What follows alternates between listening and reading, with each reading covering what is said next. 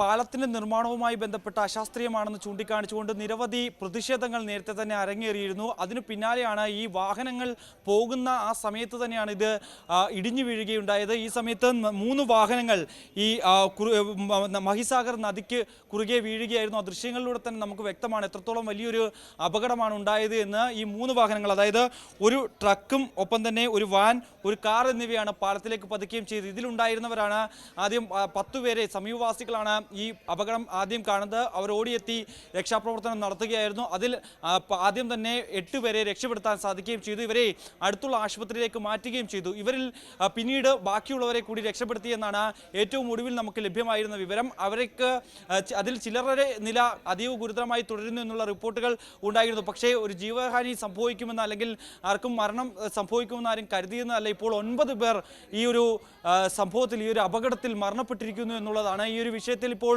ഗുജറാത്ത് സർക്കാർ അന്വേഷണത്തിന് ഉത്തരവിട്ടിട്ടുണ്ട്. എന്താണ് സംഭവിച്ചത്, ഈ പാലം തകരാനുള്ള കാരണം, ഒപ്പം തന്നെ ഇതിലേതെങ്കിലും തരത്തിൽ നടപടിയിൽ വീഴ്ച ഉണ്ടായിട്ടുണ്ടോ, ഈ പാലം പണിയുന്നതുമായി ബന്ധപ്പെട്ട് നേരത്തെ ഉയർന്ന ആരോപണങ്ങളിൽ എന്താണ് വസ്തുത, അതടക്കമുള്ള കാര്യങ്ങൾ കൃത്യമായി അന്വേഷിച്ചുകൊണ്ട് 3 ദിവസത്തിനകം റിപ്പോർട്ട് സമർപ്പിക്കണമെന്നാണ് ഇപ്പോൾ ഗുജറാത്ത് സർക്കാർ ഉത്തരവിടുകയും ചെയ്തിരിക്കുന്നത്. മുഖ്യമന്ത്രി ഉൾപ്പെടെയുള്ളവർ ഉടൻ തന്നെ ഈ മേഖല സന്ദർശിക്കുമെന്നാണ് അറിയാൻ സാധിക്കുകയും ചെയ്തിരിക്കുന്നത്. നമ്മൾ ആ ദൃശ്യങ്ങളിൽ കാണുന്ന പോലെ തന്നെ ഈ പാലം എന്ന് പറയുന്നത് മധ്യ ഗുജറാത്തിനും ഒപ്പം തന്നെ സൗരാഷ്ട്രയ്ക്കും ഇടയിലുള്ള ഒരു പ്രധാന കണക്ടറാണ്.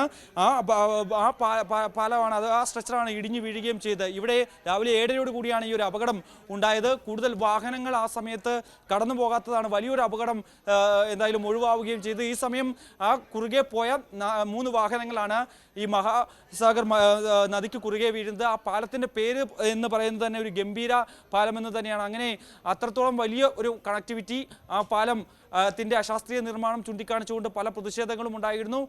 ഇവിടുത്തെ ജനങ്ങളടക്കം പ്രതിഷേധവുമായി രംഗത്ത് വന്നതായിരുന്നു. കാരണം ഈ അറ്റകുറ്റപ്പണികളൊന്നും നടത്തിയില്ല എന്നുള്ള ആക്ഷേപം നേരത്തെ തന്നെ ഉണ്ടായിരുന്നു.